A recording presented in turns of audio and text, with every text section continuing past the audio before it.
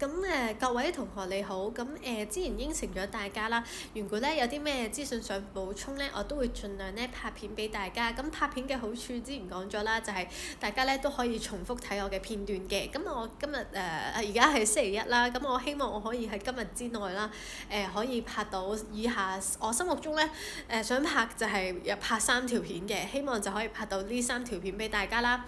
咁呢條咧，而家聽緊嗰條咧就會係第一條啦，咁啊係關於我而家熒幕 highlight 咗寫咗個3個主題啦。咁第2條片咧，我會想拍翻咧第10課即係有啲課題啦，有啲班別咧可能係略教咗某啲嘢嘅，又或者係因為各種原因啦少咗一堂，咁有機會有教，但係咧就教得好快咁樣，咁所以咧第10課咧可能有啲嘢我都想補給站啦。咁任何一班嘅同學仔都可以睇嘅，都係嗰句啦。因為其實片咧係可以即係無限次睇嘅，咁嗰啲如果知道自己班別啊，可能就係有啲位略教咗嘅，咁不妨咧睇多幾次啦。咁第3條片咧，我希望可以講一講答題技巧嘅，咁事不宜遲啦。咁我哋開始咗第1條片嘅內容先，咁就係咧我 highlight 呢3樣嘢啦，黃色、藍色同綠色 highlight 嘅呢3樣嘢。咁首先常見問題先啦，咁咧我都好開心咧，就係呢段時間啦，雖然你哋各位同學仔都考緊其他科，但係咧我都收到咧唔少一啲嘅問題，咁讚下先。咁其實咧係非常好，就代表咧你對呢一科嘅學習係上心啦，先至咧會即係有問題想問我嘅。咁事不宜遲啦，咁我都 cover 一下。首先就 cover 黃色呢個啦，大家常見有啲咩問題嘅。好啦，咁第一樣嘢咧。即係第一個問題咧，咁有機會啦，其實有啲問題咧，或者今段片嘅內容啦，其實有唔少我上堂咧已經講咗㗎啦，咁但係咧我唔係話怪同學仔，即係我相信咧就係可能有啲同學仔因為有時可能真係聽漏咗一句啦，但係有時亦都有機會咧係因為同學喺我講嘅時候咧嗰一日咁啱冇返，咁公平起見啊，我覺得拍片就最公平啦。咁如果嗰堂因為冇返而唔知道嘅，咁我就喺呢條片度澄清返啦。咁第一樣嘢咧，其實我都有講過嘅咧，就係咧第11課，咁有唔少同學都好驚，因為咧見到咧我諗大概4月出嗰個考試範圍裡面啦，就出現咗課題11嗰個國際協議在香港呢個課題，未教㗎喎，應該4班咧其實都係未教㗎。咁究竟考唔考咧？咁放心啦，各位同學放心，係唔考㗎。嗱，我上堂咧有略略提過，但係可能咧即係提得唔夠多次係啦咁樣，咁咧我想講嘅咧就係咧放心，考試唔考啦，你哋專心咧溫咗考試先。咁但係咧課題11都唔代表我唔想你哋即係唔代表我想你哋唔學嘅。咁所以咧我會考慮啦，出一個即係你哋可以喺自己屋企做嘅 Kahoot 啦。咁但係咧，我唔想需要你哋考試啦，咁所以咧，我就諗住咧考試之後咧先交嘅。咁如果繳交成功咧，着量咧就會加少少 term mark 啦。咁呢個位咧有問題都可以再問我啦，係啦。咁答完第一題啦，咁大概有4個常見問題嘅。OK， 好啦，第2個咧就係咧有冇上年 final exam 嘅 past paper。咁我明白同學咧即係都想要有啦，咁但係好不幸地即係我即係我都同內部嘅老師即係溝通咗好耐啦，咁但係咧最後咧都係未必能夠提供啦，因為咧今日已經係星期一啦，咁首先時間都緊逼啦，第二就係我相信咧大家溫書都夠啦，咁我可以話俾大家聽咧，其實上年嘅 past paper 咧就唔係我出嘅，係啦，唔係我出，咁所以咧如果大家唔好覺得死啦好多科都有，我呢科冇喎咁樣，咁點算咧？咁但係其實坦白講，如果上年嗰份 past paper 咧都未必係我出嘅時候咧，就唔代表一定係同今年嘅課程或者個參考價值咧，即係未必話真係要非常之高啦。咁所以我寧願咧，我會提供一啲啦，我一陣會講嘅，即係同今次考試有關嘅資訊咧，反而可能咧係比上年嘅課程、上年嘅 past paper 咧更加有效啦。咁我希望大家明白啦。咁但係咧，我呢度都強調啦，我係盡量提供咧今年考核嘅資訊啦。畢竟咧，我冇理由考試咧就將每一條嘅考試題目咧都講解出嚟咧，咁就似乎都失去咗考試嘅意義啦。咁嗱，公平起見，咁放心，如果你冇 past paper 咧，咁我喺度一次講咧，就係其實大家咁多位同學啦，4班啦，都係冇呢個 past paper 啦。咁其實咧，大家都會喺同一條起跑線上啦，咁大家都係公平嘅，放心係啦。咁都係嗰句啦。咁如果要總括個原因咧，就係其實咧上年嘅 past paper 咧個參考價值咧唔一定係好高㗎，坦白講係啦，因為就係唔同嘅老師出嘅係啦，就係咁樣啦。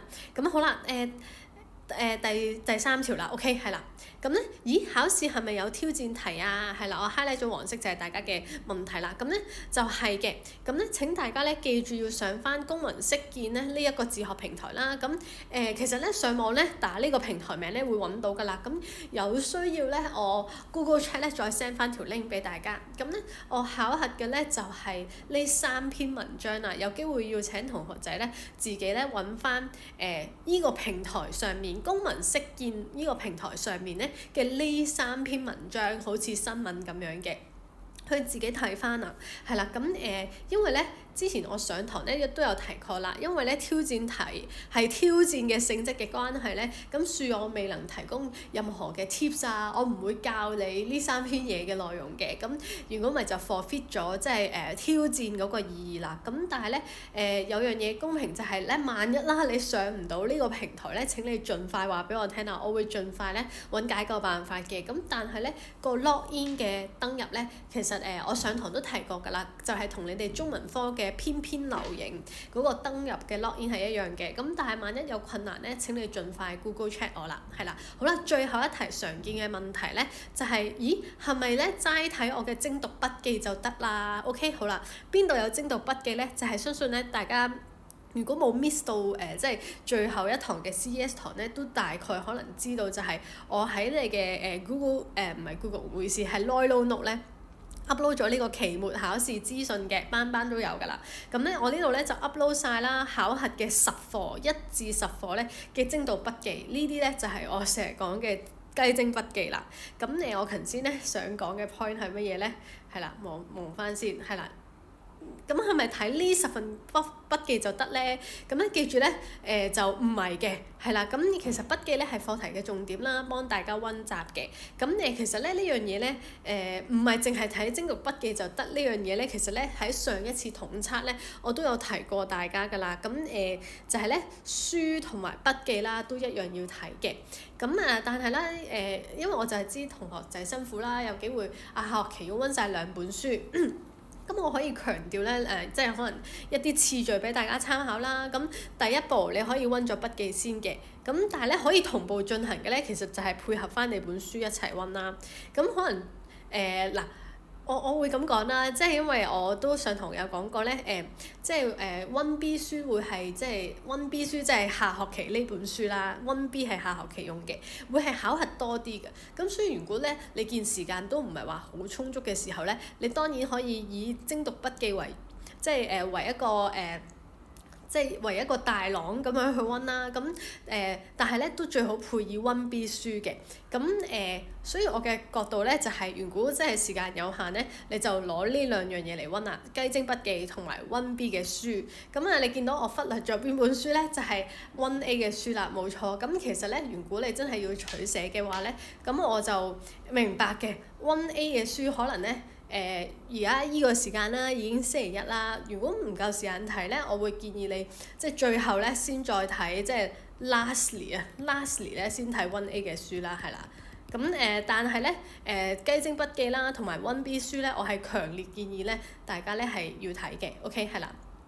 咁萬一時間真係唔夠啦，咁你最後先睇溫 A 嘅書啦。咁當然啦，有啲同學仔可能去到呢個 stage 已經溫咗好多啦。咁你話我仲有時間喎，睇唔睇溫 A 嘅書啊？咁我當然係覺得 OK 嘅，係啦，即係你已經溫熟晒溫 B 同埋雞精嘅內容啦，咁你咪即係都睇埋溫 A 嘅書咯，就何樂而不為咧，係 OK 嘅。咁之後咧我最後嘅提醒咧，嗱我呢度咧其實已經完結咗咧4條咧你哋嘅常見問題㗎啦。咁但係我一陣咧都會有啲最後嘅提醒俾大家啦，我都會再重申一次，即係究竟有啲咩資源你可以溫啦，包括睇我呢條片啦，係咪 OK 係啦。咁咧最後嘅提醒咧就係呢一條片嘅第二部分啦，就係一啲最後嘅提醒。咁其實咧，所謂嘅最後提醒啦，但係其實我上堂咧有唔少咧都係有講過嘅。咁但係如果要我講唯一一點啦，最重要嘅一點咧就係我想請大家咧做好喺考試嘅時候做好時間管理，因為今次嘅考試咧得45分鐘嘅啫，係啦。咁我好直白咁講咧，就係呢3隻字啦，做快啲。OK，咁因為咧喺統測裡面咧，就統測會短啲啦，當然。咁有同學即係都好兩極嘅，有同學就話好多時間剩，即係真係唔係講笑，真係有同學係好即係咁樣反映俾我聽嘅。咁但係咧，亦都有同學咧就兩個極端啦，就話真係完全唔夠時間做嘅。咁所以咧呢個就最好咧譬如我可能考試即係可能個範圍都大概講咗，我係分5計埋挑戰題啦，可能係6個部分嘅。咁後面咧第5部分已經係一個長答題啦，即係第5個 section 啦，係啦 section 已經係長答題啦。咁所以你就可以因啦，其實可能第1至4個部分咧，你有機會咧要做得快啲啦，因為第1至4個部分咧，其實都係一啲填充題啦，同埋 multiple choice 嘅啫。咁盡量即係可能要劃分下你哋嘅即係用嘅時間咁樣啦，係啦。咁嗱，而家去到呢條片嘅第2部分咧，就係想講一啲最後嘅提醒嘅。咁嗱，提醒咗第一樣嘢啦，就係時間管理啦。咁第二樣嘢咧想講嘅咧就係其實咧。一啲提醒咧，我上堂都講過㗎啦，咁都係嗰句啦，就俾翻啲可能係未上即係冇 miss 咗 CES 最後一堂嘅同學仔去講啦。咁其實咧我上次咧都有講過點樣溫書嘅，咁又係啦。其實我一直都強調咧，你嘅筆記同埋書咧都係要最好係一齊睇嘅，咁係啦，最好係一齊嘅。咁第二樣嘢咧，如何溫習咧，就係我都有強調過，今次考試咧其實咧以溫 B 嘅書為準啦，溫 B嘅書為準，咁咧所以咧你嘅統測咧係涵蓋咗考統測嘅時候咧，統測嘅範圍係第6至9課啊嘛。其實咧6至9課已經涵蓋咗溫 B 書嘅大部分㗎啦。咁所以咧，其實我強烈建議大家喺有限嘅時間裏面咧，都可以咧即係做下統測嘅改正。咁最後咧真係仲有時間嘅話咧，就可以睇下即係自己嗰本白色嗰本功課本啦。咁咧有部分咧，因為我都有派過答案俾大家嘅。好，咁所以咧呢個咧就係我最後嘅提醒啦，就係其實上次都有提過呢幾點，即係如何溫習嘅，即係最後提醒裡面。咁同埋上堂嘅時候啦，我都略略講咗咧。我根據你哋嘅統測啦，嘅表現咧，都提咗大家咧。上堂嘅時候有講過咧，喂，你如果統測裡面係即係發現自己咧喺計利息嗰度失咗好多分咧，咁你就要真係趁而家仲有1日半時間啦，就好睇翻咧究竟係點樣計呢個複利息同埋單利息咯喎。咁第二個咧就係第8課綠色消費裡面嘅 5R 原則啦，呢兩個咧都係絕對係會考翻嘅，係啦。咁呢個就係其中一部分嘅最後提示啦。咁最後咧但係咧呢一部分咧，我會喺呢條片嘅最後一部分會再即係可能重溫翻咧之前上堂講過咧即係根據雞精筆記啦，有邊啲咧係一啲必須要去溫習嘅地方嘅。咁我呢一條片嘅最後一部分啦，即將會嚟到，咁我就會再重溫一次啦，同大家。咁但係咧喺講嗰樣嘢之前咧，我都想提下喺根據你嘅統測嘅表現啦，除咗關於利息同埋 5R 之外咧，都想提下同學咧大家嘅答題技巧。當然我拍第3條片嘅時候會詳細講啦。咁但係咧大家可以開翻自己份統測出嚟啦。有需要你可以 pause 一 pause 呢兩條片嘅。咁我想強調咧，就係如果有任何一啲想你解釋嘅題目，尤其係統測嘅最後一頁啦，最後一頁咧係講緊如果我冇記錯係關於一個騙案啦，即係網上情緣騙案，就問你你要分2個論點去論述咧，其實阿欣咧係點樣俾人嘅，點樣俾人同埋有咩後果？咁其實嗰度就已經係2分啦。咁我想勸大家咧，就係唔好吝嗇大家嘅。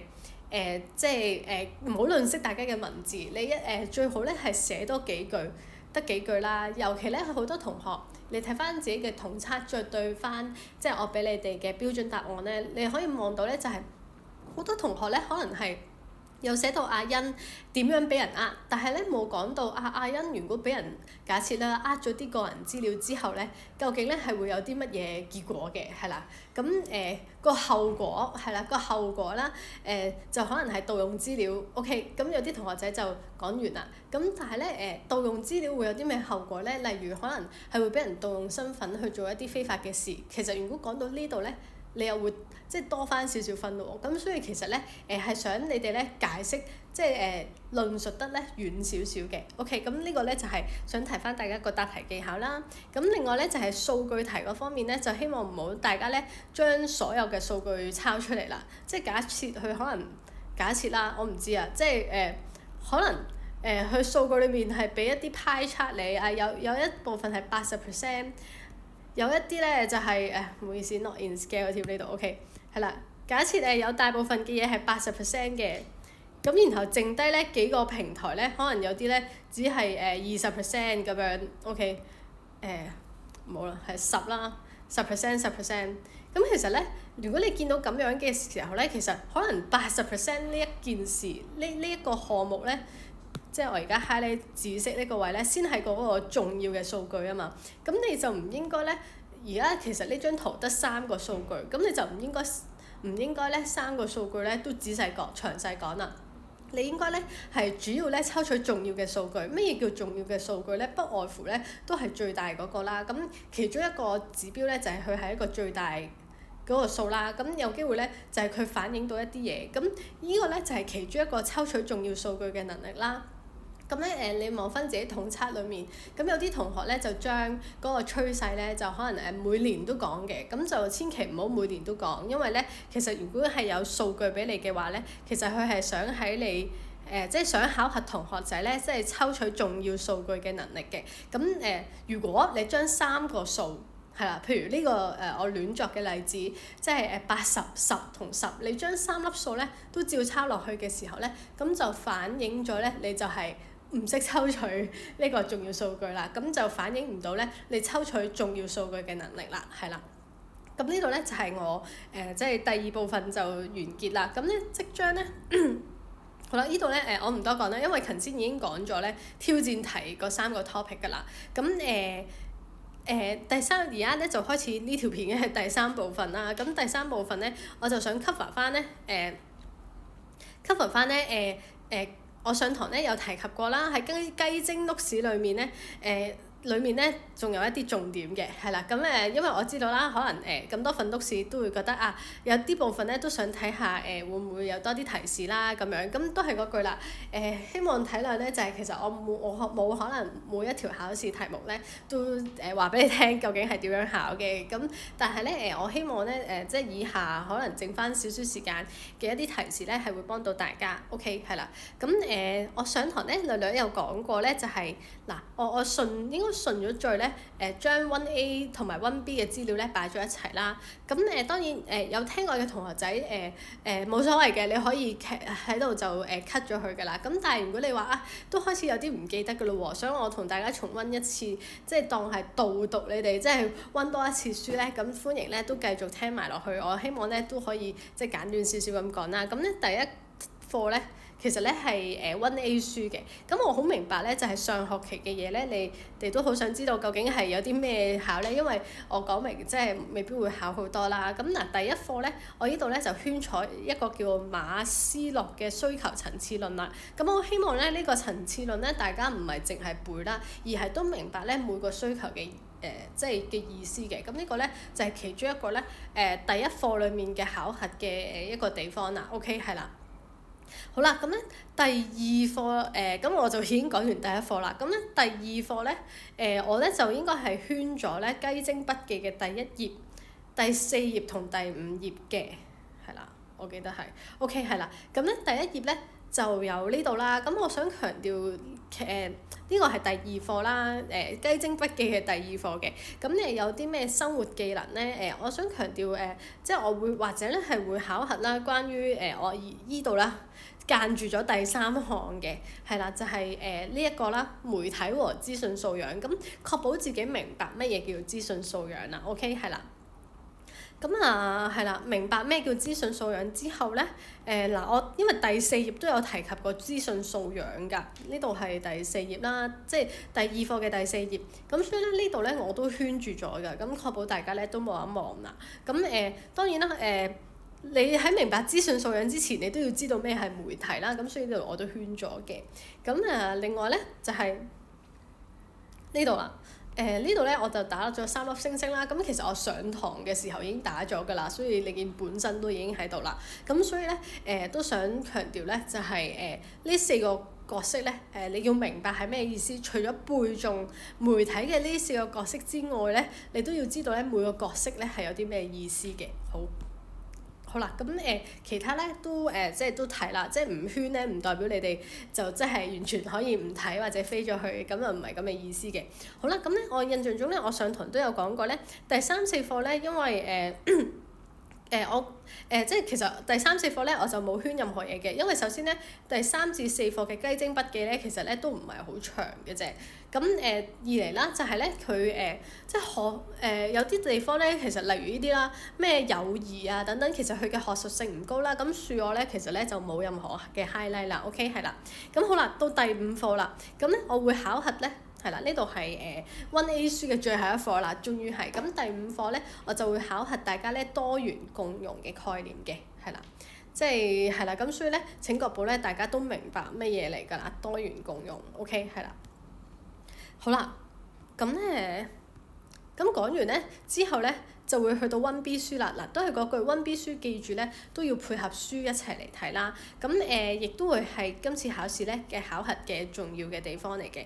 咁首先咧個人理財方面咧就其實咧我冇圈咧都唔代表佢唔重要嘅，只不過係我相信有啲嘢可能大家本身已經識啦，咁所以就冇圈。咁但係咧呢啲圈嘅嘢咧，其實咧係同我上次統測嘅圈嘅嘢咧係一樣嘅。咁尤其咧，我要再次提下大家啦。咁計利息咧，各方面咧係一定都要識計啦，因為咧統測已經考過啦。咁總之你哋真係要係即係學識翻點樣計啦。咁真係 touch wood 有啲咩係唔識計嘅，你當然都可以即係 contact 我嘅。咁但係咧理論上係應該已經要識計㗎啦。咁另外咧都想提下大家咧，即係我亦都會可能問一問關於破產嘅資料啦，係啦，即係問一問即係破產呢個 topic 書裡面咧講過啲乜嘢，咁我都會問嘅。OK 係啦。咁另外咧呢啲咧就已經係統測之前圈過嘅嘢，咁所以我唔多講啦。咁一樣啦，呢2種金融產品當然都係重要啦，係啦 ，OK，係啦。咁呢度咧寫嘅嘢咧都係一樣重要嘅，應該係我統測俾 tips 嘅時候寫咗㗎啦。咁但係咧都依然係重要嘅 ，OK，係啦。好啦，咁去到第7課啦。咁一樣啦，係啦，呢度我就唔多講啦，因為網上消費我相信大家有機會咧仲熟過我㗎啦，咁所以我圈住要知就 OK 啦。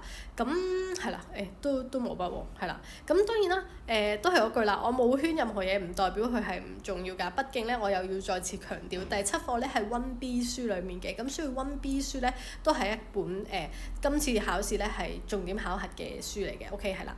好啦，綠色消費嗱，我已經唔多講啦，去到第8課啦已經。咁第8課綠色消費咧，我都講咗咧，頭先提過啦 5R 原則咧，一定咧係除咗背誦個名之外咧，你都係要明白每一個原則係咩意思嘅，係啦。咁呢個咧，我已經上堂係強調咗好多次㗎啦，咁所以我唔多講啦。第9個咧嘅重點，第9課嘅重點咧就如下啦。我哋咧係去到憲法啦，同埋公民嘅即係權利咁樣嘅。咁咧我要強調啦，大家都應該係俾我洗咗腦咧，就係其實咧憲法咧絕對係香港裏面啦，其實咧係具有咧即係最高地位嘅一個法律文件嚟嘅。咁其實咧基本法即係比起基本法啦，唔好意思係啦，比起基本法啦，其實憲法咧先至係我哋即係最終嘅依據啦。咁其實咧反而咧其實基本法咧都係由國家根據憲法而頒布嘅，咁呢個概念好重要啦。咁咧另外咧就係我當然咧都會上堂咧都玩咗好多一啲課堂嘅活動去講下邊啲人先係中國公民咧，有啲咩大原則咧，究竟去決定一個人係咪中國公民咧？咁呢啲咧就要溫翻啦，誰是中國公民係啦？咁呢度咧就要溫翻誰是中國公民啦。OK 係啦。咁睇翻書啦，我哋玩過嘅活動應該係大家應該會記得嘅，就係我哋有2大原則去決定即係你做唔做到中國公民㗎嘛。咁記住咧，考試嘅時候咧，或者咧都要多一句解釋嘅。OK 係啦。咁另外咧，權利同義務咧唔多講啦。呢次咧即係其實統測嘅時候已經係重點啦，所以今次咧都會係需要嘅。另外最後咧呢度咧就同我頭先所講嘅一樣啦。有好多同學仔咧特別係某啲班別咧唔知點解啦，就其實上堂都有提及過啦。憲法咧先係香港最高嘅法律文件嘅，咁但係咧奈何咧就係有啲同學喺統測度咧都寫咗基本法啦。嘅係啦，咁所以咧，我呢度咧都想再次提下大家咧，呢個位其實雞精碌屎呢度得4句嘅啫，咁所以咧冇理由4句都唔溫嘅，係啦 ，OK，咁呢度已經去到第9課啦，咁所以咧我哋事不宜遲咧講埋最後一課啦。咁最後一課咧係啦，最後一課咧就係咧我一陣咧都會即係提供翻一啲補給俾部分嘅班別嘅同學啦，咁所以呢度咧我都重點講一講嘅。咁其實咧第10課咧，你會發現咧都其實咧同上一課有相似之處，只不過咧係講今次咧係講香港嘅居民。留意個 term 啦，香港咧係居民啦。咁我上堂咧都強調過好多次㗎啦，因為香港咧係一個地區嚟嘅。咁上堂咧應該咧都已經係教咗大家點樣分永久性居民啦，同埋非永久性居民㗎啦。咁但係咧我今次咧考核咧嘅其中一個位嘅重點咧，就會係其實咧非永久性居民非永久性居民享有嘅權利裏面咧，究竟係同永久性居民咧有咩唔同嘅咧？係啦，咁咧之後咧都會喺我第3條片啦，即係講下呢一課嘅即係補給站裏面咧，我都會提一提㗎啦。咁其實咧就係其中一樣嘢咧，就係呢個啦，政治嘅權利啦，係啦，唔好意思，政治嘅權利係啦。係啦，政治權利。咁究竟喺香港裏面，非永久性居民嘅政治權利同永久性居民咧有啲咩唔同咧？咁學咗嘅同學咧都可以不妨諗一諗啦，係啦。咁呢個係其中一個重點啦。另外咧，亦都會見到啦，我 highlight 咗咧有4個咧法治原則嘅。咁上堂咧有大部分嘅班別咧，我都有講到㗎啦，就係咧其實咧，法治咧就係法治係一啲原則啊嘛，係啦，原則係啦。咁原則咧就係往往就係點解我哋要遵守法律咧 ？Why？ 同埋係啦，我哋點樣遵守法律咧？咁法律咧就係一啲我哋必須要做白紙黑字嘅律例啦嘅 rules 啦，咁就為之法律啦。咁呢啲咧應該唔係大部分，應該咁講，應該係應該全部嘅班別咧都有即係有講過呢個法治㗎啦。咁所以例如第一個啦，法律面前人人平等啦，咁呢個咧應該已經喺以前上一課講平等權利嘅時候咧，亦都有教過㗎啦。咁所以咧其實咧第10課啦，我圈住咗或者有寫嘢嘅地方咧，就會係一啲重點嘅考核地方啦，係啦。咁咧呢條片咧我都唔整到咁長，咁所以咧我就第一條片咧就會咁樣完結㗎啦。咁我會即將咧就拍第2、3條片係啦。好。